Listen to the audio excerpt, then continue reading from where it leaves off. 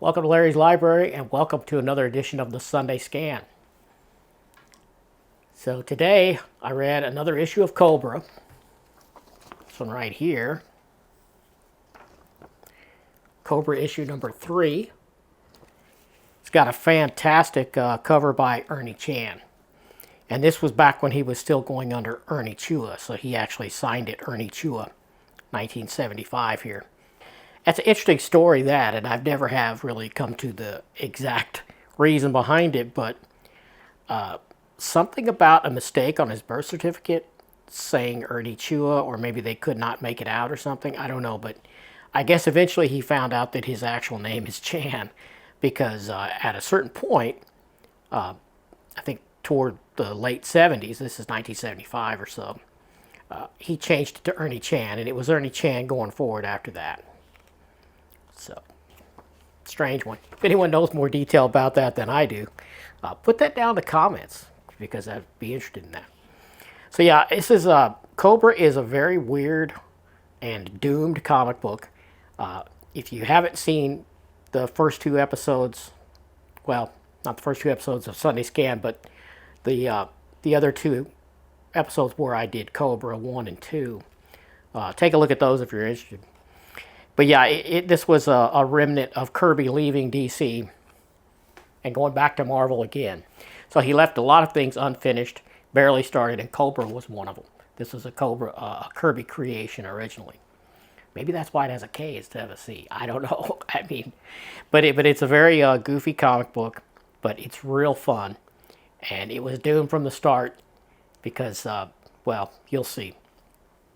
Anyway, it does have a lot of excellent covers, and this one is no different. I just love it. And you don't get to see Ernie Chan pencil and ink all that often, but when you do, it's a treat. And this cover is another example of that. Beautiful colors, the dark purple, and oh man, it just pops. Great cover. Now you open this up, and the opening splash page here is pretty cool. It picks up from the last issue where Kobra and his twin brother Jason Burr are both falling from a great height. Jason Burr's rocket pack has been zapped and demolished, and Kobra didn't have one, so they are flailing with each other as they fall to their death. And this shot is pretty cool because it's above them looking down at the street. And now this issue, it's interesting, Martin Pasco is still scripting, but now we've got yet another artist. And that's another sign of a Doom comic book, especially from the 70s, is where they can't keep a solid team on it. You know, it just shifts from issue to issue. And this is a good example of that, because now Keith Giffen comes in doing the penciling. And the inkers are Terry Austin and Dick Giordano. Now that is very interesting. Well, it's always interesting when you have more than one inker, and it's usually not in a good way. And here, Terry Austin and Dick Giordano are very, very different inkers. I haven't seen Giordano's inks probably as much as I have Terry Austin's, or at least I didn't pay attention when I seen them. Probably because they're not quite as good, in my view. Because in my view, Terry Austin is one of the greatest inkers that ever lived. I mean, this guy can make anything look way better than it did before he touched it, you know. And so it's interesting to see them together. Of course, it doesn't tell which pages are done by which person. But after reading through this book, I'm kind of convinced that they didn't take it by pages. I think maybe they both worked on each page, different elements of it. I mean, I don't know. I could be wrong, but it sure seems that way, because I see some trace elements of what very much looks like Terry Austin's style on almost every page here. But some other elements that are very un-Terry Austin-like. Now, granted, this is very early Terry Austin, but Terry Austin inks are known for being very tight and light, not too heavy, and they have this shiny sheen and very sharp aspect to it. And you can see it here if you look at the bands around Kobra's armor. They have the telltale sort of Terry Austin shine there. And also, if you look at the street and the tops of the trees and the buildings below them here, you can see the really fine and sharp lines. It's absolutely Terry Austin, no doubt for me. So you get into this one, and of course, that cop guy, I'll just call him the Lieutenant Perez, is flying a helicopter, and he throws a line down and saves Jason Burr from going splat on the ground here. And so Jason Burr grabs this line, but then he knows that because they have this strange link that is I don't know, I forget what they call it now, but they've got this weird twin link where one feels the other's emotions and pain, and if one is damaged physically, then the other is damaged. So Jason's like, okay, I'm saved, but Cobra's going to hit the ground, and then I'm going to die. But he safely gets in the helicopter, and they don't see Kobra again, and he doesn't die. So we don't know what's going on there, at least not at this point in the book. But yeah, and if you look through more of this, you can see obvious signs of the superb Terry Austin inking. Really tight lines, shiny metallic things, fine lines, all hallmarks of Terry Austin inks. I just love it.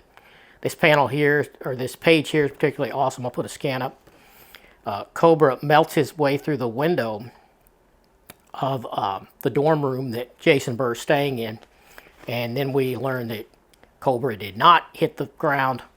He was saved somehow. Probably his minions, the cult that he belongs to, probably grabbed him up before he hit the ground. But yeah, he burns through and melts the glass with some device. He has all kinds of devices as he comes through the window there. Pretty cool panel. I like it a lot. And you can see his soldiers are outside the dorm room in the hallway, and they've got these big giant swords. And you can see the shiny on those blades. Beautiful Terry Austin ink work there. Now, if you look at the panel directly below that panel, you can see Jason Burr's face, and that is very un-Terry Austin-like. So you can see the really sort of murky black ink on his cheeks there. That's not Terry Austin inks. So that's probably Giordano.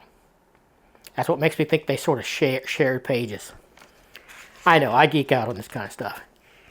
Another great page here, I'll put this up, is when Jason Burr's girlfriend, Melissa, unmasked Kobra, and you see his face there for a second. That's a cool panel right in the middle of that page. So they end up having to work together to take down this Solaris, this enemy that we were introduced to in the previous issue. And so Jason Burr agrees to it for reasons. And they go off in his Ark. He calls it an Ark. It's this weird ship that he flies. And he has tons of examples of animals that he's collected around the world that are also Siamese twins, as they were still called back then, which now we call them congenital twins, I think is the term. But at any rate, he's got them all in there because they're experimenting with them in these labs to try to figure out a way to separate them and also sever that link, that weird link, because he figures if he can figure out how to do that, then he can sever the link between him and his brother, because he hates his brother for reasons that we don't really know here. But so yeah, they end up raiding Solaris's compound together to try to obtain this heliotron device that we learned about in the last issue. So see that video if you want to know what I'm talking about. They end up taking down Solaris, and Solaris is thrown down this pit, and we assume he died, but we don't see a body, and it is a comic book, so Solaris may come back, who knows. But yeah, it's pretty goofy. The plot is quite a mess, but it's nothing I didn't expect from a property like this that was a leftover Kirby that was not very developed when he left. But yeah, it is really fun, and it has some pretty great art. It's interesting seeing a really early example of Terry Austin inks too. 1975, at least that's what the cover, let's see if it says it inside here. 76, according to this. So it's probably early 76, which in my mind is pretty early Terry Austin. I'm not sure when he started, but Now, another interesting thing, and I'll put up a scan of this last page. On the last page, the little final panel, you know, where they preview the next issue, it says, you think this issue was weird, wait till you see next issue. The return of the servitor, an alien enemy, a visitor from the Mystic East, and maybe the end of the world if we can fit it in. Don't miss Brothers Keeper, Brothers Killer. But then if you read the Snake Pit on the opposite page, I won't put a scan up, but I'll just show you, maybe, which is where the letters page will be. Well, that is the letters page. There's letters in there, but there's also some notes from the editors. And he says, last paragraph in this Snake Pit page, it says, some comments before closing. As things stand now, this is the last issue of Kobra, at least until we receive sales reports that indicate your interest in this magazine. However, there's a good chance that the Battling Brothers will turn up again, either in our new title, Secret Society of Supervillains, or as back feature in some other magazines. Or maybe even back in their own mag, if enough of you have bought this issue and let us know that you want to see more. Our address is the Snake Pit, and then it gives the New York address of DC at the time, which was National Periodical Publications. So that's interesting. So the book was already on shaky ground by issue 3. Now, I know that this went to somewhere between 5 and 7 issues. I have them all, I just don't have them in front of me, but they're over there in the unread bin. And so I have collected all of them to get through this run. And then it is abruptly canceled, and the plot does not get resolved until it's a backup feature in another magazine, which is what they're alluding to here. And I did manage to get a hold of that magazine, or that comic book is what we call them, but they call them magazines back then. Anyway, so it's going to be cool to see what happens after that, and if the art team sticks or if it shifts again issue 4. So we'll see. And if you like this, come back for more. Next week I'll go back to Godzilla. I'm going to go back and forth because I don't want people to think it's the Godzilla channel or the Kobra channel. But yeah, so if you like seeing this at all, come back. Like I said, I know these aren't as popular as my hardcover reviews or my top 10s, or certainly not my hauls or unboxings. But this keeps me on track with my reading goals, so I'm going to do them every Sunday. So I hope you like that. Subscribe if you haven't already, and I'll see you next time.